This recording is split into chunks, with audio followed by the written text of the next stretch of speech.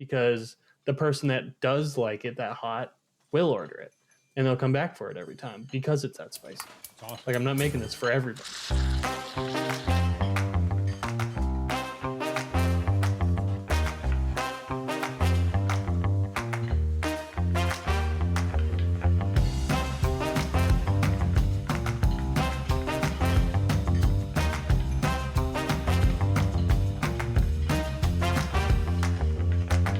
What's going on, guys? I'm Ronnie Santos. He's Brian Bastanza. You are listening to Whipped Cream Salmon. Brian, welcome back. We had a great weekend camping.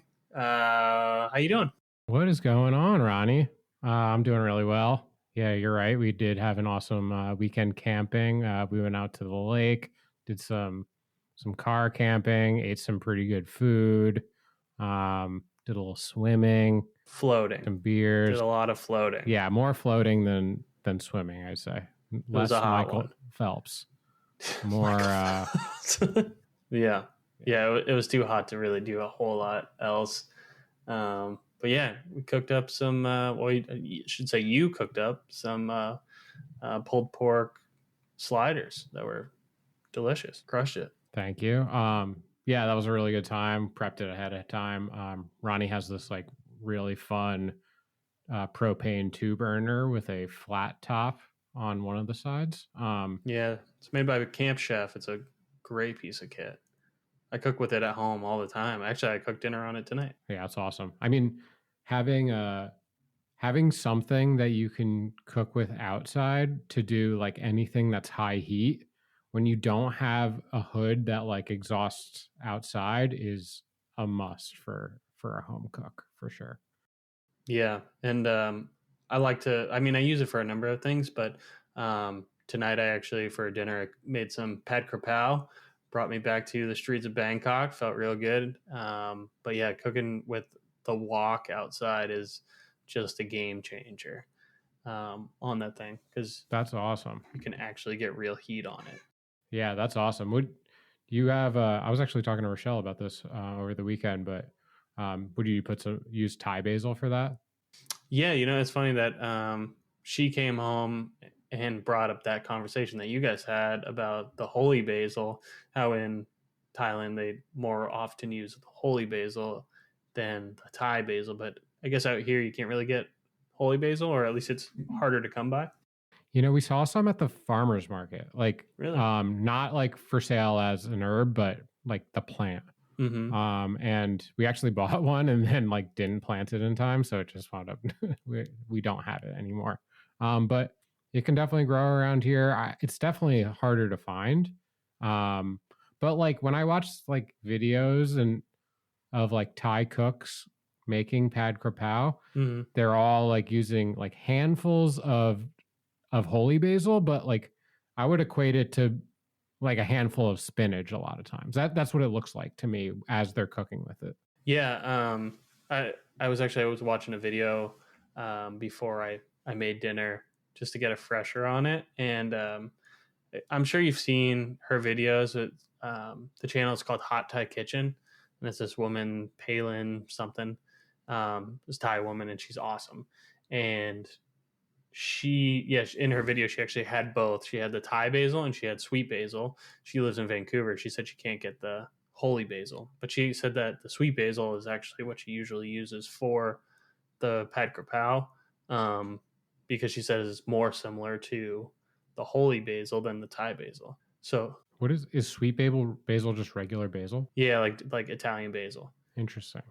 But I don't know. I love the taste of Thai basil, so that's what I did. And I threw a pretty generous bunch of basil in it. I would probably agree with her that like regular Italian basil is more close to like what I think of when I think of like a Thai dish with like a ton of basil in it. Just because like Thai basil has that like spiciness to it. It's really fun for so many different things. And like I know that you all grow it. I would sub regular like Italian basil I would put like Thai basil in on Italian dishes because I think it works great. Yeah, we do have a bunch of Italian basil in the garden and Thai basil. Probably have a lot more Thai basil, but Yeah, I was actually surprised when, for the listeners that don't know, we took a trip to Thailand. Us and our girls went out there earlier this year. And I was kind of surprised when I had some of the dishes out there that I was expecting that Thai basil flavor and wasn't getting it. And now that I realized that it was the holy basil and not the Thai basil. It's that Jesus But basil. when I cook those things at home, I use the Thai basil, so I was expecting it a little bit different. But yeah, it's kind of interesting. Sure.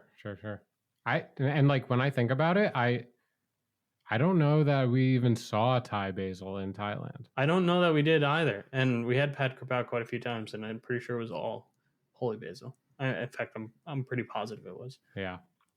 Yeah. What else did It's interesting. we had some sliders. So yeah, I just crock potted a pork butt, fired it up on the Blackstone outside, got nice and charred, threw it in the crock pot with some, I think I had beef stock because I was also doing a little side cooking at the same time. And then I just like roasted up a bunch of vegetables like poblano, onion, garlic, bunch of stuff, kind of just roasted those, put them into the cooking liquid and let that go to town. Had some sweet rolls, some Trader Joe's sweet rolls that were pretty fire. Had some potato salad, had some coleslaw, potato salad with bacon and hard-boiled eggs, like true fat boy potato salad, which is super close to my heart. You really outdid yourself. What else did we? What was the crema or like aioli or what was on top of the sliders that you made? Yeah, that was so I had that roast going with the peppers and the onions and the garlic, and I kind of just I spun that up in the food processor, and then I mixed that with some sour cream and some mayo and some oregano out of the garden.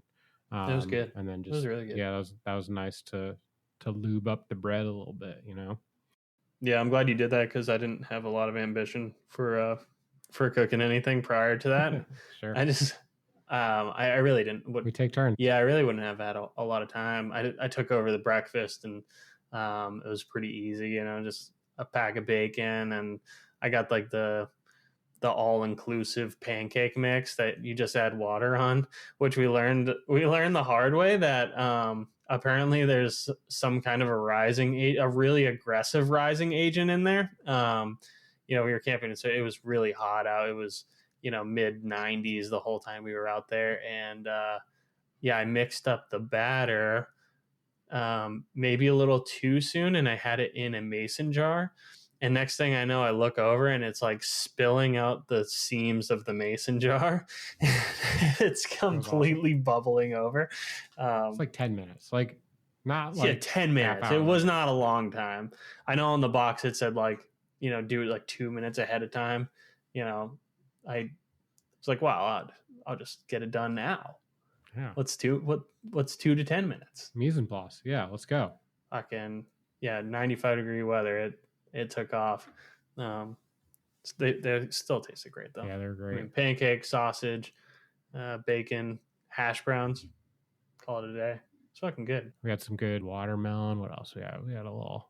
Rochelle made a little cake, strawberry cake. That was pretty fire. Yeah, we ended up tossing that when we got home. Yeah, it's kind of sad. It sat out in the sun for way too long. Super hot. And we drank a lot of beers, which I have extra right here. Yeah, let's crack some beers. This Kona Brewing Kona Light Blonde Ale. Oh yeah, crispy. I'm drinking a Corona Familiar. I bought a 12-pack of this last week. I don't buy a lot of these. I drink like regular Coronas. I'm kind of a light beer drinker anyway. Mm-hmm. But this is kind of nice. I mean, I like a Modelo. Yeah, it's one of my favorites. Negra for sure. And this is kind of along the same lines as that. Pacifico is maybe my favorite go-to. Yeah, nice. Pacifico with the lime is hard to beat. You know, it's a fun thing to do with the long neck bottles like that. You'd fill up the neck, you know, pop the cap and then fill up the neck with tequila, pour it in real slow, and it floats, and then squeeze a lime into that. And then you shoot back the shot of tequila and then it's chased by the beer. Hell yeah. Love that one. Dude, one of my favorite shifters is the dirty ashtray. Oh yeah, You must know the dirty ashtray. For the listeners, you have like a can of it's got to be Tecate. Yeah, Yeah, it's gotta be. It's like either Tecate or like a can of Pacifico, and you just load up the rim of the top of the can with hot sauce, black pepper, squeeze a lime, and then you crack the can and kind of like are sipping the hot sauce mixture, lime mixture while you're sipping the beer. And some of it's like falling into the top of the can, and it's a really good time. It is. If you got tahini, is really good too on there. Nice. Yeah, love that. Cool. So when we were camping, you were telling me a little bit about your food challenge that you and Sammy are doing now. Want to tell us a little bit about that? I do, yeah. So she came up with this idea of each week we'll swap back and forth and we'll pick a country for the other person to cook for them. So, pick random country Thursday night, and then we'll like sit down and have a dinner and maybe learn something about the food, but otherwise just like good excuse to have like an at-home date night. And so we're in our second week now, and our first week was my choice of country. And she cooked first? She cooked first. Okay. And I gave her Greece. I thought that was a good one. I thought it was fair. That's a good one. Yeah. Great flavors, Mediterranean. Yeah, she did some marinated chicken. She made like a Greek salad, like really nice, like dressing. It was awesome. And then she probably gave you something really good too, right? Well, you're kind of leading the story on, aren't you, Ronnie? So she comes and she's like, "All right, I picked a country for you." And I'm like, "It's week one for week two, but like week one for me." I'm like, "This has got to be like an underhand toss, right?" She's like, "I'm giving you Russia." I don't mean to offend any Russians out there, but it's fucking the end of June. We're in North Carolina. It's 95 degrees out, and I'm cooking Russian food. It's like potatoes, meat, like hot. It's just hot, right? Like at everything. I'm just like, I'm pretty curious, so I'm like looking through. Oh, let me be real about this. I was not pleased, and I felt like what could I have possibly done to upset you at this point, right? And it's truly like the cook in me, because to her defense, like it's just like a country that she thought might have interesting food. I don't know if she just like threw a dart at the globe or whatever, but like, right, she probably thought, I don't think I've ever had Russian food. This will be a fun experiment. Right. And like Brian like wants to experiment and learn about stuff, so he's going to be stoked to do something that he doesn't typically do a lot. That was not my feeling. I was like, Russia? Are you kidding me? Listen, not all cuisines are created equal. And I'm just going to come out and say that. I know that might be offensive to some people, but not all cuisines are created equal. There's some countries with really rich culinary expertise and dishes and flavors and really exciting. Russia has they have some bangers. Let's be real. Stroganoff is a banger of a dish. If you're like going to have some Russian food and you're going to have some stroganoff, you're going to have a good time. But they got some weird ones too. Anyway, yeah, I wound up doing, I did do like a stroganoff. It's kind of like a play off of stroganoff. Made these like Russian like crepe pancakes, and I served that with like ground beef. So like rendered off some ground beef and some fat, had some cabbage in there, had some pickles. They really like their pickles in Russia. So I like kind of like shaved some pickles on top with this, mixed some sour cream in there. And I think you did a good job. It looked good. It was good. It was a little like, I do when I approach these, want to like learn something. So I do want to like pick a dish that like is either a staple, maybe not. I happened to pick like their main staple because it was like, I don't know, again, like summertime, like there's a lot of like meat pies and stuff like that. And I like, I don't know. It wasn't like a full cop out, but Yeah, I did not realize that stroganoff was Russian. I guess the name, it sounds pretty Russian now that I think of it. yeah. But yeah, I did not realize it was Russian. But yeah, I mean, it wound up being good. Like the Russian pancakes were fun. I found this YouTuber who was doing some pretty cool food.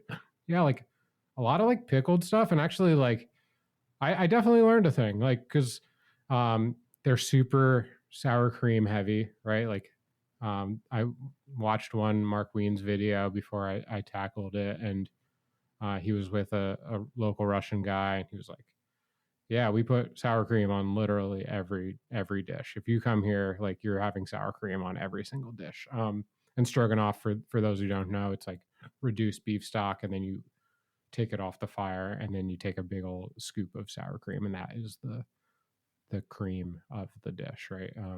You could easily like sub out like cream and kind of do like a redux, and then yeah, they often put like pickles in that. So like, and that sourness and working against like the creamy, like because there's a lot of heavy things, right? You're either like talking like heavy, like buttery, like pastry crusts and stuff like that. Like the sour cream is heavy, like the like ground beef is like a heavy thing. So to like cut that with some something sour is pretty nice. So I don't know that I like move the needle a ton on like my culinary knowledge, but like I mean we know that like sour stuff works well with fatty stuff, and it turned out pretty good. Maybe not the number one thing you want to be eating when it's 95 degrees and 80% humidity in North Carolina, but I know we ate outside that night think, too. oh It's weird. god, it's Yeah. just sweating sour cream. So what is Sammy's assignment for this week? I gave her Brazil actually. Brazil, that's right. Yeah. I didn't give her a layup, and maybe that's me still being a little upset about the whole thing. You know, I mean, I'm just gonna say I think Brazil probably has a little bit more of a vibrant culinary scene than Russia. yeah, we'll see. I don't know a ton of Brazilian dishes. I'm kind of expecting some like I don't know. I mean, They got they plantains got and plantains. Yep. lots of beef. Yep. Kind of like Caribbean vibes, maybe. Yeah. I'm sure they have some banger dishes for sure. Like some island. I mean, it's not an island, but I do think of it in kind of the same region as the Caribbeans, and yeah, it's coastal, and It's coastal. I think it'll be good. Yeah, the only aside from like their steakhouses, the only Brazilian dish I know off the top of my head is feijoada, which is like it's kind of similar to like a stew. Actually, one of the J ones that we had at our restaurant, she came to work the ski resort she was from Brazil, and yeah, it was like her turn to make family meal, and she didn't know what to make, and I was like, well, make something Brazilian, and she made feijoada. Oh yeah, So yeah, it was great. that's awesome. Yeah. So this week we wanted to talk a little bit about like the different restaurants that we had worked at, and more specifically like the different styles of restaurants.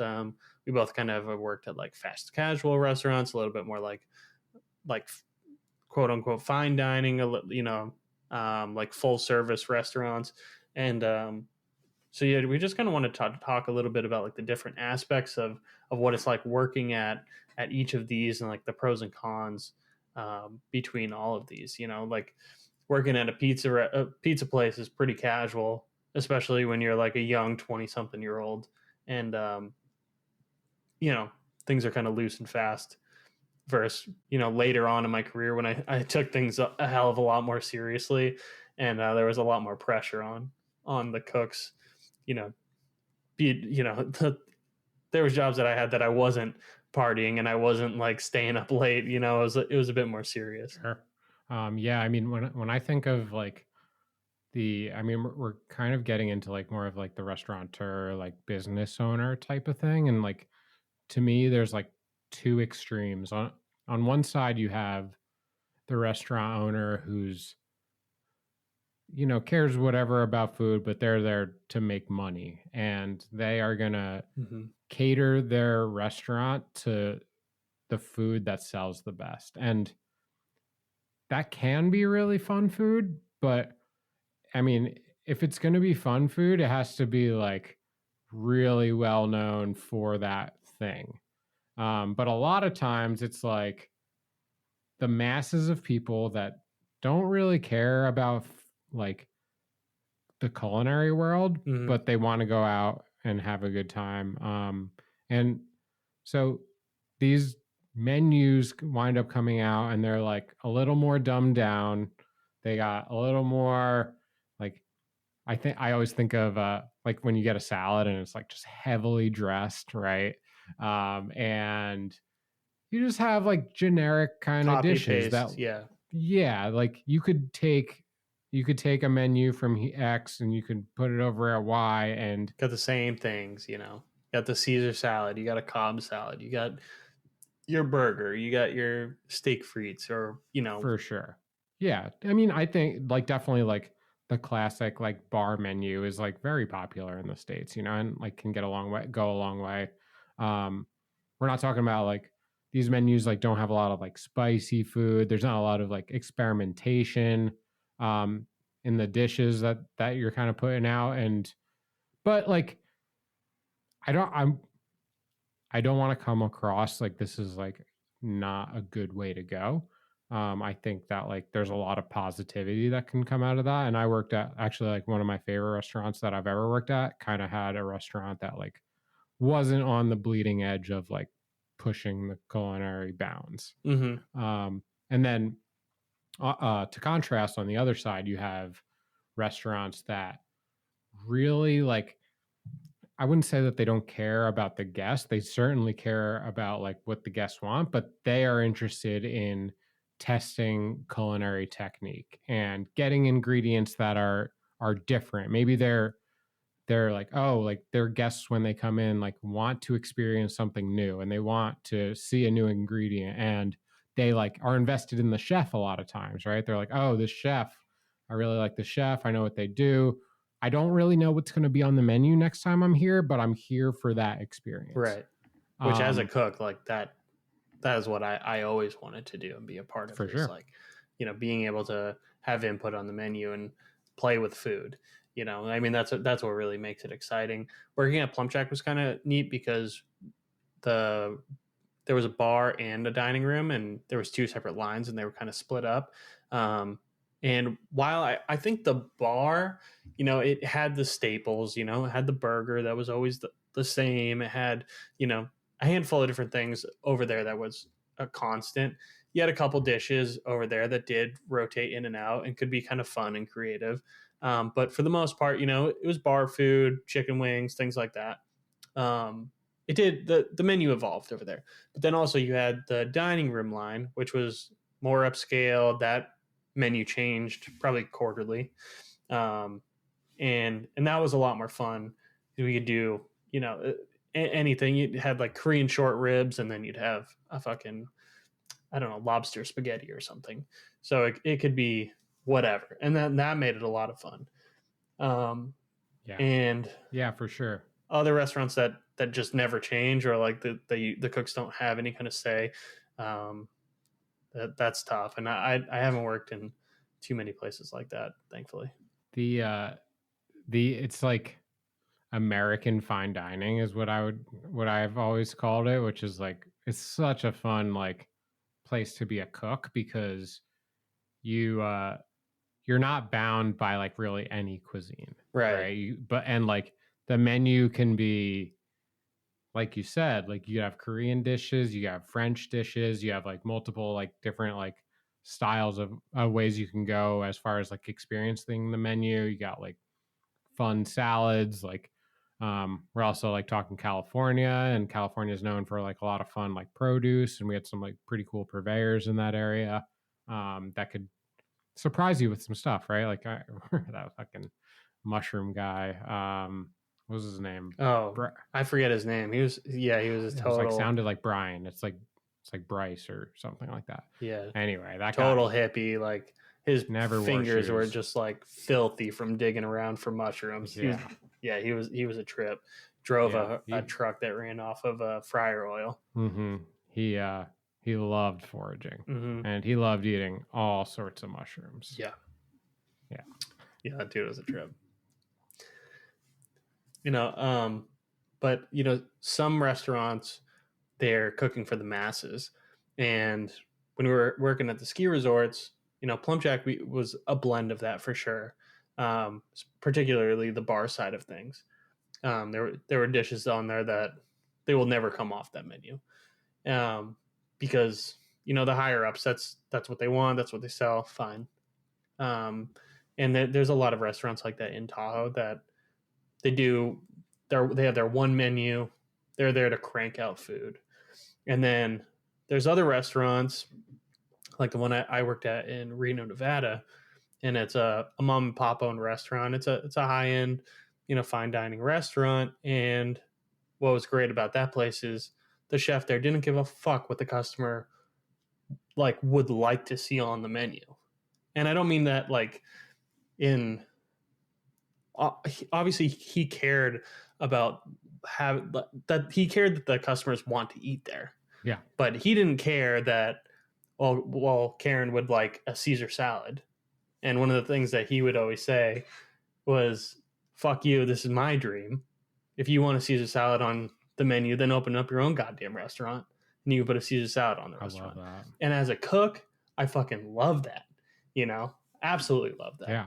And it made me excited to go to work for him every day. For sure. Because on the other side, you're like, man, because sometimes you can get into situations where you don't even really believe in the food, but at the same time, so many people get fired up about it, and that's where it's really tricky. It's it doesn't only come up with food, and in fact, it comes up in most art, where as you niche down and you learn more about the thing, then Mm-hmm. you understand it more, and you get further off the path of, oh, this is what's popular, but you connect with it more, right? I think of crazy rock bands like Mars Volta and shit, and they're if you listen to Mars Volta, you really fucking have dug pretty deep, and you have this taste of music about you. And most people, if they walk past you and or walk past your car, hop into your car, and you're listen to that, they're gonna be what the fuck is this? But that's interesting you said that. But to super fans, they really connect with it really hard. And I think the same is that with food. Yeah, that's interesting you said that. I was just listening to David Chang has a podcast, and on his most recent episode, he had an artist on there, and I can't remember the artist's name, but he said something to the lines of all of my favorite musicians are terrible singers, or something along the lines of that. It's not what is traditionally a good sounding voice. Sure. Bob Dylan has a pretty abrasive voice. Mars Sure. Volta has pretty abrasive vocals. Pink Floyd, has pretty abrasive vocals. Sure. And but it's not for everybody. But the people that get it fucking get it. Right. There's two kinds of people in this world: people that get it and people that don't. Right. And I want to be cooked for the people that get it. Yeah. And that's what my old chef was. That was kind of his take on it as well. That he's yeah, I'm gonna make this duck soup spicy as fuck, and if it's too spicy for you, then don't order it, because the person that does like it that hot will order it, and they'll come back for it every time because it's that spicy. It's awesome. I'm not making this for everybody. It's awesome, and I love that. And I would and someone as a foodie eats that right up, right? They're oh, and then when I come to this city, this is where I eat because it's the fucking bomb, right? Whereas the other people, they go to the pizza place and it's kind of fine, and they really enjoy it. But I mean, I would argue that there's just less depth there. Yeah. But I want to hear more about your experience at Lulu's and Troy, and what's his background and how did how did y'all get along and all that? Yeah, we got along great. He is like, I don't know, born and raised like around, Reno, um, and he started off, I think, just like as a line cook, like in the actually, you know where he started at the like Gold Ranch. Um, The Mustang Ranch? no. You remember? I think it's called Gold Ranch. It was like right on the border of California and Nevada, leading in. I remember. Or no, Boomtown. That was like Boomtown there. Okay. So yes, but I think there was a place there called Gold Ranch. I can't remember. Was it like fucking dumpy whatever? And I think he started off as like a dishwasher there, like moved up to a line cook. But anyway, ended up years later opening up his own restaurant, which was Lulu's, and then in his first couple years, like trying to get that going, at first that restaurant, they were open 7 days a week and they served, lunch and dinner. And he was sick of like middle-aged women coming and sitting on the patio and splitting a salad and then drinking a gallon of iced tea, and not actually spending any money. And so over time, he like tuned up the restaurant and made it so it was only open at dinner, which was great working there. That was the first time I'd been a part of a dinner only establishment. And what made that so great was we were only open 5 days a week, dinner only. And so you were the only person. Is that Wednesday through Sunday? Tuesday through Saturday. Okay, nice. Closed Sundays and Mondays, which was great because as a fucking line cook, this was the first time that I was able to be home for football season. Yeah, it's awesome. Love that. Yeah. And so that was a lot of fun. And what was cool about that is like you didn't have like the turnover from like the morning crew and night crew. Sure. So you were the only person that ran your station. You were the only person that did your prep. If you ran out of something, it wasn't because the morning crew didn't prep it. It was because you didn't fucking do it. Sure.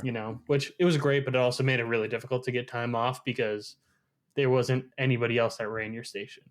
You ran your station. That was it. Yeah. And just for people who don't know, like there's kind of always this tension that can happen between night crew and morning crew. And like typically, depends on what the restaurant is, right? But like a lunch and dinner restaurant, typically like the morning cooks will get in, they'll get in earlier than lunch service actually starts, and they'll be prepping, and they'll probably be prepping like everything, not only for their shift, but then like for the dinner shift. This is not like cut and dry rules, but like it's often what I've seen, right? Whereas like, and not only that, but like typically the lunch shift can be like also like a little easier of a shift as far as volume goes, right? Typically. Like, doesn't mean that a morning cook is a less talented cook by any stretch of the imagination. Actually, like the ability to like crank out all that prep and like set up the line and like crank out a lunch service. And it's like, I say it's like a little easier. Like there's plenty of lunch services that are like super hard shifts, right? Mm-hmm. So typically like, yeah, maybe like breakfast cooks, or maybe not breakfast cooks, but lunch cooks might come in at like 7 or 8. They'll like prep until let's say like 10:30. They'll like set up the line. Service will start at 11. Maybe a couple of those cooks will continue to prep. And then some people will stand on the line and pump out some service. And then the dinner crew might come in around anytime between like 2 and 4. Yeah. And then almost just like work their station. And I mean, there's some prep that goes on at nighttime too, but I think that's like a pretty common pattern for a lot of people in a lot of restaurants. Right. And where the animosity comes from is, the evening crew gets in and they're like, fuck, my station is destroyed. All my prep is gone, or, whatever. And then, or they didn't restock. Why the fuck didn't you prep my station? Why are we out of this, and this? Like, yeah, y'all aren't working hard enough. And then like, yeah. And then the morning cooks would be like, you fucking trashed everything and you forgot to wipe this thing down. And like, I'm super behind because of that. And it's just a constant conversation. It's just so frustrating. Like, I don't know. I've pretty much always been night crew, and you come in the next day after like getting absolutely slaughtered, like record numbers, and the morning crew's like waiting for you, like tapping their foot as you walk in the door. They're like, "Why didn't you do any fucking prep last night? Why did you do this and that?" It's like, bro, go fuck yourself. Like, you have no idea how hard we had it last night, and it just goes back and forth, and it's something that every restaurant that's ever existed in that format will experience and has experienced, and I don't think that will ever change. Sure. That dynamic, Yeah. Which is why I like going to a dinner only restaurant where like if I fucking prepped, if I butchered a ribeye yesterday, every one of the steaks that I butchered is there when I get in. The morning guy like didn't have one of them for lunch. Sure. I know there was plenty of times like at Plum Check we had the dining room line, which was only open for dinner, and occasionally you open up your prep and you're like, well, I'm missing proteins in this because the morning crew decided to make themselves a snack of fucking whatever you had, Scallops. Yeah, making scallops or something for lunch. Well, what the fuck are you guys doing? So that shit was irritating. Yeah. So and what kind of like talk me through some of the menus over at Lulu's, or just kind of to get the vibe of like what a restaurant looks like when like the chef is in charge of the food and like doesn't really like, and like you said, like owns that as his dream or her dream. Yeah, so we did have some constants on the menu, but they were bangers. I mentioned the spicy duck soup. It was a red curry Thai soup, and it was very spicy. Had duck confit and then like crispy duck skin on top. That one was really good. There was like a lobster escargot, which was like served in like an escargot plate, but it was just like I think it was like 8. It was, each one was one full lobster tail. I think it was a lobster tail broken into 8 pieces, and then had the lobster butter on it, or I guess I should say like the escargot butter. What else? There was like a Vietnamese calamari dish where it was lightly dredged calamari tossed in kind of like a sweet chili sauce, but it was like a really complex sweet chili sauce. It had like gosh, I don't know. It was like a 15 ingredient sauce. Had like yuzu and sweet chili and I don't know, a laundry list of ingredients. But then it also had like mint and Thai basil and cilantro and scallions. And then it was all tossed with like fresh, like fried rice noodles. It was really good. Probably, I think that was probably awesome. The best calamari that I ever had. And then on like the like entree side, that changed all the time, but one like constant that we had was the ribeye. Everything that was grilled was cooked over live fire. The ribeye was seasoned with like a house made Montreal spice, which was like all dried or I should say dehydrated, like roasted onions and garlic and whatever spices. So it was a house made Montreal seasoning. I think there was like some kind of a butter on there. I can't remember if it was like a black garlic butter or some kind of butter on the steak. But I mean, really, it ranged it was all over the place. Anything he felt like having on the menu was on the menu. Scallops, razor clams. I don't know, shit changed all the time. There was paella on the menu that was really good. So yeah, it was a fun place to cook, for sure. Super bomb, and super specialty for sure. I want to get back to something that you kind of touched on, which was like, well, this is your station, so like getting now time off becomes like very challenging. So like another thing that goes along with like a really specialty restaurant, maybe that you also have like very like specialty cooks as well, right? Mm-hmm. And not that like people can't step onto someone else's station, but like you really like are trying to own that station. It's hard to get time off, and you have to like, once you know that menu, like you're like locked in there, which is a good, it can be bad, but for the most part for line cooks is like awesome. You're like, oh, like I own this shit. This is all mine. I know how it goes. No one's touching my shit.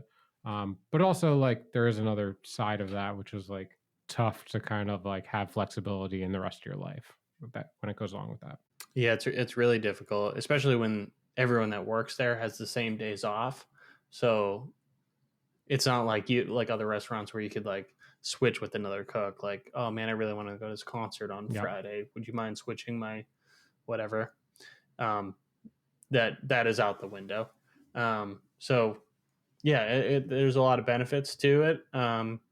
But yeah, getting time off is really tricky. And in that instance, if you were slow enough, then the other cooks just kind of like jump in, and basically everybody's working two stations to cover you, or the owner is on the line cooking. It's crazy.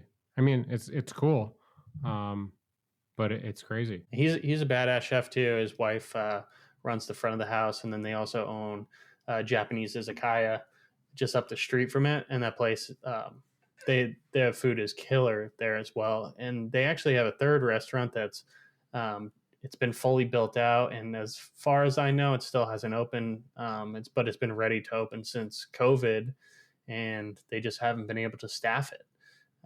So it's just a fully finished restaurant that they've been paying on, and nothing's happened with it, which is actually, kind of a big reason why I got out of the business too, because, the prospect of like owning something, like seeing them like a husband and wife that like they had been very successful with their restaurant, and yet there they are every night working, and it's really tough, really tough. That kind of leads me well into like, so I've worked at a few different restaurants, some similar to kind of what you're describing, but I also have another experience at Azul. So Azul is in South Lake Tahoe, is right at the base of Heavenly. Really fun restaurant, really like fun bar, but like definitely sits on the other side of the equation, right? Like the menu is a lot of tacos. There's some enchiladas, like burritos with like your choice of like beef, chicken, shrimp, stuff like that.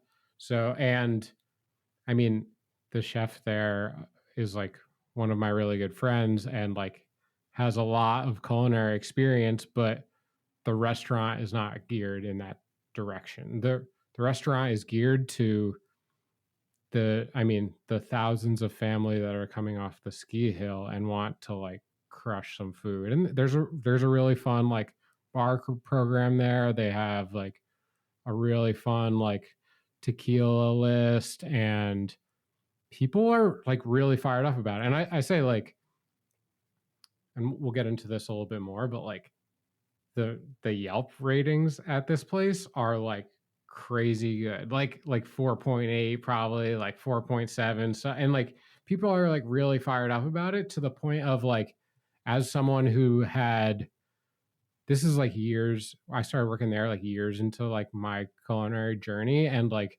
to the point of like when someone puts like a Yelp review and they're like, this is the best enchilada I've ever had, oh my god, it's, the flavors are crazy, and like as a cook, you're kind of like it's not the best one that I've ever had. Yeah, it's good, and it's good, honest food, and like I've ate a ton of that food, and I really like the food, but like I'm not putting it in like this is a culinary experience type of conversation, right? But that being said, and like maybe it's appealing to the masses, but some of the stuff that like are tough about being in a specialty restaurant, some of those problems get solved in a restaurant where you're just getting like more volume and like the focus is on the dollars a little bit. And like I'm not like really ashamed to say that like it wound up being a really good experience for me, not only me but other people, because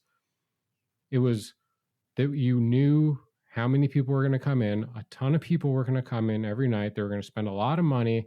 And with that, you get flexibility in hiring, right? So like now, like you can have an extra like couple people like that are on staff that like sole purpose is to like cover people's shifts and to like prep things out. And it's just, it wound up being like, I like learned a ton being in that situation where I had come from like, let's just like hard nose grind. If you're a line cook, like you have a station. This is like very different. This is like this spoon. It's a 2-ounce spoon. It goes in this salsa every single day. This is a 3-ounce spoon. It goes in this salsa every day. Uh-huh. And this is how the station is set up. And it doesn't move because, I mean, and what I learned through all that is that it makes it really easy to sub someone in and sub someone out. And I mean, we all know that, like, or you and I certainly know. I mean, for the listeners who have been part of a restaurant, like, can be a lot of turnover, and eventually someone's going to leave, right? And then it can be really hard to get someone not only in, like, I mean, if you go back to like the specialty kind of cook, like just to get someone in the restaurant who's somewhat qualified can be a real challenge. And then to get that person up to speed so that they can cook those specialty dishes. And I mean, honestly, like the cooking and like the service of those specialty dishes are not the hard part. It's really like, can you prep this station? Yeah. And like that can be really hard for a cook who, because like we know when you're like really like, I don't know, I felt like I was like on the top of my game at different points in my like cooking career, that like, I mean, any lost movement during a tough prep shift was like detrimental, right? Like you could like, I've definitely like service starts at 5 every single day, but I'm like still prepping my station at like 5:40 a bunch of nights, where when you have more flexibility and you like, this is the recipe and this is how you follow it every single time, and this is the equipment that you use to make it every single time, and there's process, and like if you don't follow things, then like, you know, we're gonna have a conversation about it. And like these are all things that like I didn't see as part of the restaurant world for so long, but really wound up shaping like the way that I think about not only restaurants but like just working with other people in general. And I wound up getting a lot out of it. So like I have nothing but good things to say about that experience. Yeah, and part of like working for a place that like cooks with conviction versus like a place that cooks like for the masses, you know. Another restaurant, I ended up being the sous chef there for a short period of time before I got the hell out of there. But it was the kind of place where they were just, it was like fucking BK, have it your way, you know. It was like, oh, we got chicken sandwiches. Like, how do you want it? You want it fried? Do you want grilled? Do you want it fucking blackened? Yeah. We also have a fish sandwich. How do you want that one cooked? And it was just like, dude, there was just like no conviction behind anything on the menu. It's like, what? Certain things like should be left up to the chef, you know. It's like, sure, why are you like, you don't need to give the customer every option. You know, the customer isn't always right. Like, which of these do you think is the best way, chef? You know, do you think it's the fried chicken sandwich is the best? Then do it that way. You know, but like, sure, you lose so much quality. Like, you don't need to leave everything up to the customer. I mean, I just think like generally, like I think I can even take a step back from saying like the restaurant world, but like if you're in business and you're like constantly like adding complexity to the product that you're selling, like you're probably missing out, in my opinion. And like I think that like if you're doing it right, you're probably like constantly trying to reduce complexity in your life. And I think that that's something that like that Azul wound up doing really well, was like you kind of focused on, you know, we were evaluating the menu and like looking at the numbers and like really had like good solid data to go off of, and the communication was really great. And when like dishes didn't perform because people didn't get them, then they got cut. Like, and as a like high performing line cook who like wants to do creative food stuff, like that's not what you want to see.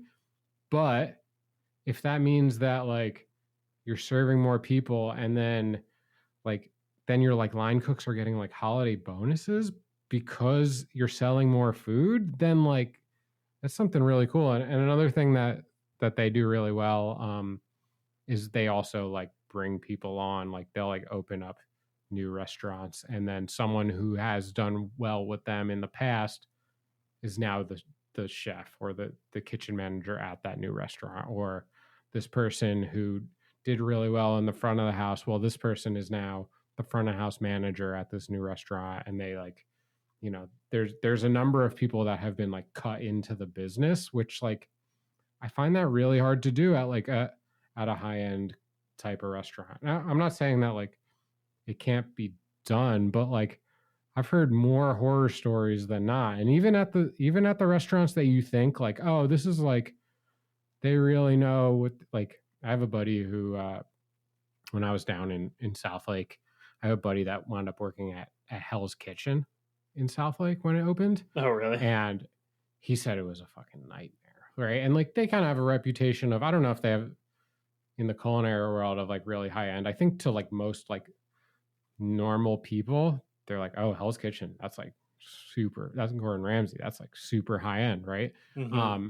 And like he just had an awful experience like cooking there. He was like, oh, this is like, it's really hard. I'm like working like crazy out, like 15 hours a day, and the food's not even really that good because like they're expecting it to be performing at a really high level, but they like are in South Lake Tahoe, and like they're just like a bunch of ski bums that work there, and like they're just not cutting it in that way.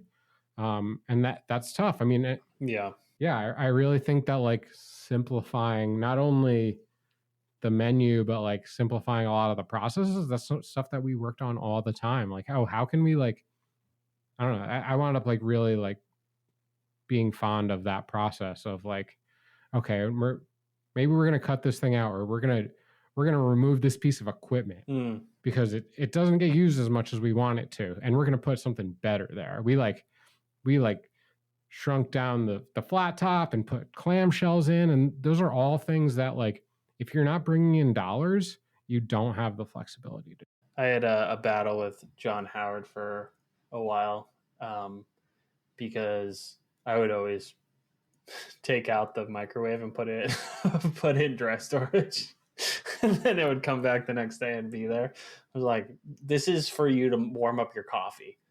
Like, we don't fucking need this microwave taking up prep space when all that we use it for is your coffee. It's crazy. You know? That shit drove me nuts.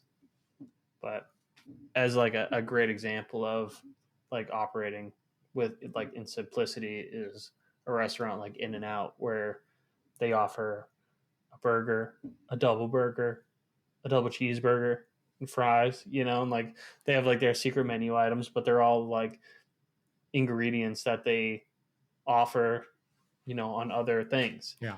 It's all like cross utilized. So it's like it's really easy to expand the menu in that way, but they stick to what they do best, and they're obviously massively successful in doing that. I always thought that like if I were, and this has come across my mind like plenty of times, like if I ever wanted to like take something on myself, it was going to be something that like was really good at like, and like a combination of the ideas that we're talking about, which is like keep it simple, don't do too much, meaning like the menu can have like very few menu items on it, but doing one thing really, really well, Yeah, my chef Troy, he says that his dream, like I don't know if he said necessarily like into his retirement, but something that he wants to do later in his life once he like sells all his other restaurants and stuff, is open up a one table restaurant, and reservation only. He cooks for one table a night, and it'll just be him. That's maybe fun. One other person cooking. That'll be it. Super fun. I love that. Yeah, paying money to do it. That's pretty much, yeah. Yeah. But I mean, you're only serving one table a night. Like, you can charge whatever the fuck you want, really. Yeah. And he's a well-known chef, so people will come. What would be your ideal setup? Ooh, small, right? I mean, I definitely think like that wait staff is kind of problematic. not like I like love so many of the like wait staff that I've worked with, but like I don't I don't really see the point to be honest. Like But from a business I perspective, think like a really good like counter service slash like bar situation is like really really awesome. have you ever been to Centro in Reno? No, what's that? So that was another place. That was actually the first place that I worked at when I first moved to Reno. Um, I worked there for a little while before I was given that sous chef job. But the there's like a big bar table that goes like around the kitchen, and the kitchen is divided with a there's like a bar on one side, and then the kitchen is right behind it, and it's all open. Um, and it was cool because like if people were sitting right at the bar, like a lot of times you'd be cooking, you could just go set the plate down It's cool. right on their table in front of them, which is awesome. They did have like a patio. We had food runners and stuff and like servers. But if you could even like take that same concept and like shrink that down to being just that bar, and I think it'd be awesome. You know, and we had a good, like loud music playing in there, and it was a good vibes in there for sure. I like love the is it called like fast casual where it's like Mm-hmm. you go and you order at the counter and then you take the number to your thing and then so then there's like there are like some staff like so you are like having somewhat of a sit down experience right where you're like getting drinks served for you and like maybe someone will come by and like take a dessert order but like there's no like real servers and I think that that can be a pretty fun vibe. Yeah, Centro was fun too because it was had very much like a hangout vibe, where like towards the end of the nights, uh, the cooks would get beers or whatever, and then you were just kind of like having a beer with whoever was sitting at the bar still, eating your food, and then like brought out conversation about the food and what they enjoyed and what you recommend. So it was cool. It was a lot of fun working there. That's cool. They just didn't pay me anything, unfortunately.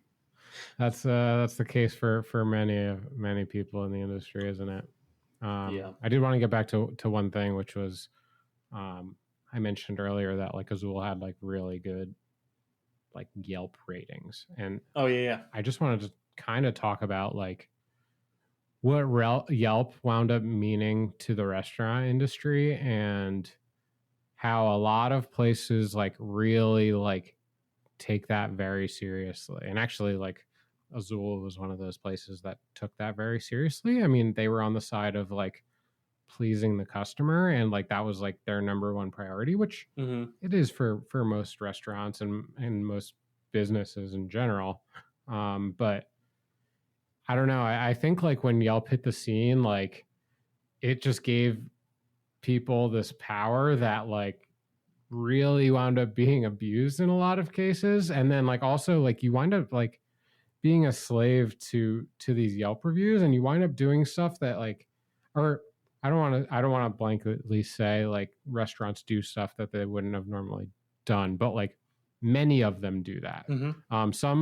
Some restaurants like you said like stand by their convictions and are only going to serve the stuff that's on the menu but like a lot of restaurateurs like first of all like there's not a lot of like margin to work with a lot of times so like if you've like gone through the work to like open up a restaurant and hire a staff and like someone like bashes your restaurant because like you didn't serve them like you said like the Caesar salad that they asked for then like many managers slash owners will like really try to cater to that which I felt like is like or can be like pretty problematic for the restaurant industry. Yeah, absolutely. Did you guys have experience? Like it sounds like at Lulu's you didn't really have that kind of experience because you didn't really No, and care, like didn't really care, which I fully support that. they had the benefit of like their restaurant has now probably been around for 25 years, if not a little bit longer than that. Um, but yeah, so I mean, yeah, because when I started, it was like their 20th anniversary. So they had been around before Yelp, and if Troy had it his way, their name wouldn't exist on any website, any advertisement, any like anything. They were like super old school to the point where like all the tickets are handwritten, their receipts were handwritten, um, everything. Like they didn't have fucking there was no computers there. You didn't get tickets like that. Like this. It's cool. So yeah. So no, he did not give a fuck about Yelp, and actually he really would get upset. This is kind of funny. He'd get upset because like people would take pictures of his food, and a lot of times people take shitty pictures. So then they would like post their shitty pictures of his food on Yelp, and then he'd have to be like, he'd see the reviews and be like, "Oh fuck! Like my food looks like shit on their website, you know, like super grainy photo, like in a low lit dining room or whatever." It's like, so yeah, no, he hated that shit. We definitely at Azul like definitely took that stuff like, in my opinion, like too seriously. To like, I mean, we had like practices to like, if people, because a lot of guests come in and they're just like shitty fucking people, right? Like they like come in with the intent of like, Yeah. Oh, I'm gonna put this fucking screw in my food. I brought it in. It's in my pocket. I got my salad, and I'm gonna eat 90% of the salad, and then I'm gonna find the screw that I brought in my pocket and put it in the bottom of my bowl, and I'm gonna complain. I'm gonna get this whole meal for my whole family for free. Like that's just like the reality of like a lot of shitty people that come into these restaurants, and like I don't know if it was like any sort of like official policy, but like we really like we tried our best to like give those people the power that they didn't deserve at all, right? Like we like, man, I mean, we'd comp so much fucking food that like crazy. These people had like no like business like getting their food. They're just like either like grifters. They're just grifters. Yeah, and it's not only shitty people. Like some people like just have like not the greatest time, or some people like I don't know. They expected one thing and they like got something else, like or it wasn't like they read the menu, they didn't really understand what it was, and then they got it, and then they like complained about it, and we would like, man, we comped so much food, and I had a problem with that. I mean, because like I don't know, my personality just isn't like that, right? Like if I go into a restaurant and I order something and I don't like it, like if I just like didn't like it, like I'm not gonna say like, oh, it's real hard for me to send food back. It's got to be like it's got to be something really wrong with it for me to send it back. Otherwise, I'll just sit there and eat it miserably. Right. Or I mean, or not eat it, but like still like I recognize that like this is a place that like isn't, you know, they're not rich, right? Like they're just like trying to serve money. Like if you send some shit back, or if you're like, I'm not paying for that, like that's kind of shitty anyway. Like, you know what I do is like if I have a shitty meal, I just like don't go back to that place. Yeah, exactly. And that's kind of it. And you know, and it is what it is. I mean, maybe that's like because we've been in the industry a little bit, but like I don't know. I think that that's like really shitty to try to go out of your way to like get free food. For sure. At places. For sure. I think that brings us on to our idiot sandwich segment. What are you? Idiot. You stupid idiot. I'm an idiot sandwich. You're an idiot. Of all the idiots, you stand alone. So I had forgotten about this story until last week's episode when we were talking about our previous restaurants, and I was talking about the pizza shop and our quote-unquote boss, Lucas, who was like maybe a year older than us, just kind of assumed the role. And Lucas, yeah, he was a real firecracker. And so it was after work one night, you know, we were doing our usual antics, having some drinks to be in the bar. It was getting kind of late. It was probably after midnight at this time. And the restaurant was like, it was kind of like on a strip of other businesses. I don't want to call it a strip mall, but it was like in like it was like there's a parking lot with like I want to say like a Trader Joe's in there, and then I don't know, some other shops and stuff around. And we were on one end of the parking or of the strip in a row of like different restaurants. And we go to leave, and our cars are the only cars in the entire parking lot. And there are police vehicles sitting on either side of our vehicles, just waiting for us to leave because they probably saw that our lights were still on and we were drinking, and they were just waiting for us to leave. Don't drink and drive. So we decided not to drive. and we turned around and went back inside the restaurant. And we thought we would just wait it out, but Lucas had other plans, and he insisted that we start doing all of our prep for the next day after we had been continuing to drink. And so now we're probably, 8 or 9 beers deep, pretty hammered. And Lucas is like throwing together the pizza dough. We're starting pizza dough at like fucking 2:00 in the morning now. And, so he's like, let's go, boys. Let's fucking bust this out. He's like, we could sleep in. And so we got this thing mixing, and Lucas is hammered, and the three of us are just kind of standing around the Hobart mixer, and Lucas has a pint in his hand, and we look over at Lucas, and he's starting to sway, and the mixer's going, and he's holding his pint glass in his hand, and as the mixer comes around, he leans forward, and the globe of the mixer comes around and swipes the pint glass out of his hand and drops it straight into the dough that he's mixing, and it just grinds up the glass and beer into the dough. And as that happens, Lucas kind of like snaps out, like wakes up, and he sees the glass in the dough, and he doesn't realize that he's the one that did it. And he looks at us, he goes, "What the fuck, boys? You ruined the fucking dough."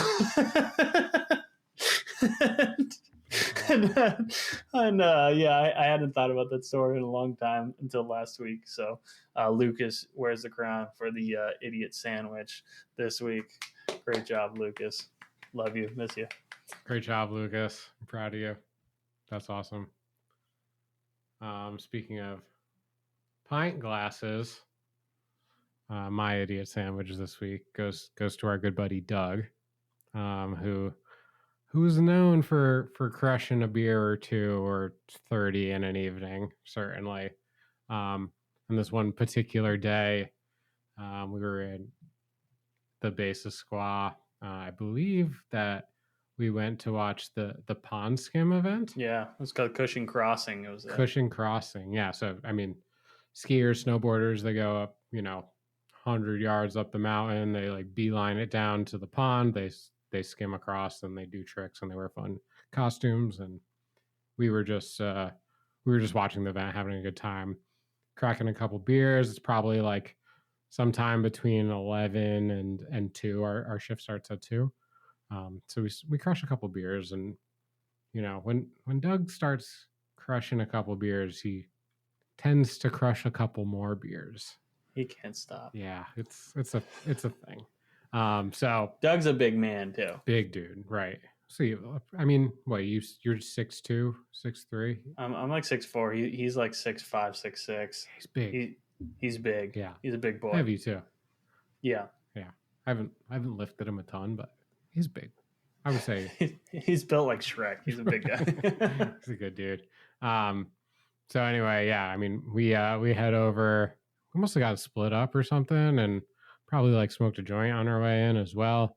I hop in. I'm like hop on the line, get like changed, hop on the line. He walks in the back door late, like, and we've been like 50 feet away from the restaurant like all morning as well, and he's like probably like 45 minutes late, and probably because like he was obliterated, and he was probably thinking to himself either one of two things, right? Either I have to kill this beer right here, or I have to sober up before I go inside.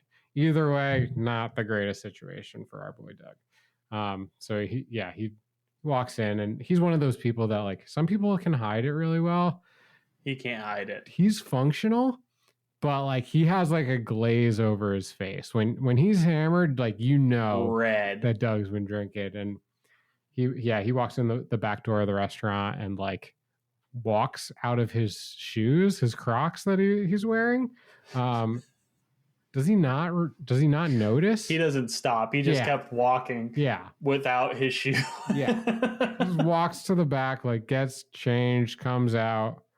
And I don't remember exactly how it went down after that, but he did wind up like getting sent home, which is such a bummer. And he's like such a good dude that like that affects him, you know, like he's like sad about that. Mostly because like, if you can't make a shift, like whether you like, and like he's wouldn't be, you know, none of us are like the person to like no call, no show or do anything like that. But like, you know, if you like don't make it to your shift, like you're letting like your boys down a little bit. That's what it was. You know? He was upset that he let the team down, let down the boys. Yeah. And to be fair, like we were probably like, oh, like fucking dog, dude. Like we're it's Friday night, we're gonna get rocked, and Yeah. But whatever. I mean, we muscled through it. We finished the night. He takes his shoe on the way out, and we go out, finish cleaning up, go out to the back, and we find Doug sitting in his car in the employee parking lot, which we're like, fucking Doug's still here? Like, what the fuck? Doug Like had 10 hours later. Yeah, after like a long shift. And I don't know if we didn't remember at the time, or maybe we knew this at the time, but like Doug had a breathalyzer in his car. It was a court-ordered breathalyzer attached to your ignition of your vehicle. So he would have to blow into the thing to be able to start the car to be able to drive home, which he was not able to the entire night. So we find him out there, and he was sad a little bit, but I think we probably wound up firing up another joint and cheering him up a little bit. But as much as we love you, Doug, you're our idiot sandwich this week, so thank you so much. We appreciate you. Love you, Doug. That was a good one. Well, that's all we got for you guys today. Thank you so much for listening. We'll be back again next week with more tales from behind the line. More whipped cream or salmon, y'all. Thank you. Cheers. Bye.